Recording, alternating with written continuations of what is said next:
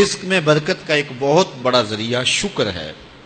ارشاد فرمایا لَإِن شَكَرْتُمْ لَأَزِيدَنَّكُمْ، اگر تم شکر کرو گے وہ تمہیں اور زیادہ عطا کرے گا، اور اگر تم شکر نہیں کرو گے وَلَئِن كَفَرْتُمْ، کفران نعمت کرو گے، إِنَّ عَذَابِي لَشَدِيدٌ، تو پھر میرا عذاب بڑا سخت ہے۔ رزق کے اضافے کا ایک اور بہت بڑا سبب انفاق فی سبیل اللہ ہے۔ اللہ فرماتا ہے جو تم خرچ کرتے ہو تو جو چیز تم نے نکال دی اس کی جگہ اللہ تمہیں اور عطا کر دیتا ہے۔ بعض کا ہمارا یہ ہوتا ہے کہ کوئی آدمی مالی بحران میں آ گیا تو وہ کرتا کیا ہے کہ جو راہ خدا میں دینے کا کھاتا تھا پہلے اسے کلوز کرتا ہے، یہ فلاں مدرسے کو دیتے ہو یہ بھی بند کر دو، یہ مسجد کو دیتے ہو یہ بھی بند کر دو، یہ فلاں غریب کو دیتے ہو یہ بھی بند کرو، حالات ٹائٹ ہو گئے ہیں۔ لیکن 5 گاڑیاں ہیں تو 2 گاڑیوں پہ گزارا کر لیا جائے، پیٹرول بچے، یہ نہیں ہو سکتا۔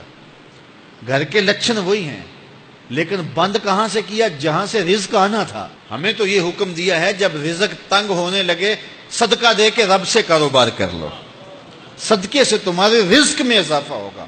یہ رب کا وعدہ ہے اور اللہ کے وعدے جھوٹے نہیں ہو سکتے۔ رزق کی برکت کا ایک اور بہت بڑا ذریعہ النکاح ہے۔ فرمایا اگر تم نکاح کرو گے تم فقیر ہو وہ تمہیں غنی کر دے گا۔ لوگ کہتے ہیں بچہ پیروں پہ کھڑا ہو لے تو پھر نکاح کریں گے، اللہ کہتا ہے تم نکاح کرو ہم پیروں پہ کھڑا کر دیں گے۔ ہمارا فلسفہ اپنا ہے، اس کا حکم اپنا ہے۔ وہ کہتا ہے ابھی تو یہ اپنے لیے نہیں کماتا تو جو آئے گی اس کو کہاں سے کھلائے گا؟ میاں جس نے آنا ہے اس نے اپنا رزق لے کے آنا ہے۔ تو بچوں کی شادیاں کرو، اگر وہ جوان ہو گئے رزق نصیب ہوگا۔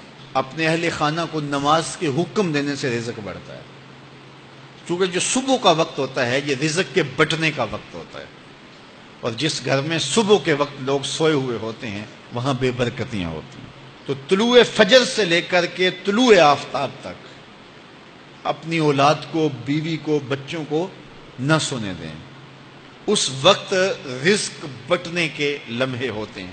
کثیر دعائیں مانگیں، تلاوت کلام مجید پڑھیں، اور نماز فجر مرد حضرات مسجدوں میں جا کے باجماعت ادا کریں، اور گھروں میں جو ہے وہ بیٹیاں بہنیں مصلے بچھا لیں تو اللہ کی رحمتوں کا نزول ہوگا۔ اب ایک حدیث میں رزق کے اضافے کا ایک اور نسخہ ارشاد کیا گیا۔ میرے حضور نے فرمایا جو شخص یہ چاہتا ہے کہ اس کے رزق میں برکتیں ہو اور اس کی عمر میں اضافہ ہو تو وہ اپنے رشتہ داروں کے ساتھ سلوک اچھا کرے۔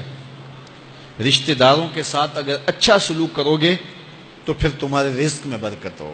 غریب ہیں تو ان کی مدد کرو، ان کی بیٹیوں کی شادیاں اپنے ذمے لے لو اگر اللہ نے آپ کو وسعت دی ہے، ان کی پریشانیاں بانٹ لو، ان کا قرضہ ہے تو اتارنے کی کوشش کرو، ان کو مشکلات سے نکالنے کی کوشش کرو۔ تم ان کو مشکلات سے نکالو گے اللہ تمہیں مشکلوں سے نکالے گا۔ تمہارے رزق میں بھی برکتیں ہوگی اور تمہارے مال میں بھی برکتیں ہوں۔ فرمایا بہتر صدقہ وہ ہے جو ناراض غریب رشتہ دار کو دیا جائے۔ اگر وہ پھنس گیا ہے، مجبور ہے، ناراض ہے، تو اس کو اگر دیں گے تمہارا نفس اس میں شامل نہیں ہوگا، تو یہ افضل صدقہ ہے جو ہر صورت میں قبول ہی قبول ہے۔ رزق کے اضافے کا ایک اور سبب الاحسان الی الضعفاء، جو کمزور لوگ ہیں ان کے ساتھ اس نے سلوک کرنا۔ الانفاق علی طلبۃ العلم، طالب علموں پہ خرچ کرنا، یہ بھی رزق میں اضافے کا سبب اور ذریعہ ہے۔ وہ حضرت بابا فرید نے کہا نا 6واں رکن دین کا روٹی ہے۔ گھر میں کچھ نہ ہو تو پھر نہ نماز اور نہ ہی دیگر امور کی لذت آتی ہے، تو یہ رزق فراواں اور وسیع اور مبارک نصیب کر دے اللہ۔ تو اس کے لیے ایک اور وظیفہ میں دیتا ہوں، اور وہ یہ کہ مغرب کے بعد 21 مرتبہ سورۃ الکوثر پڑھ لیں، کثرت ہو جائے گی انشاءاللہ۔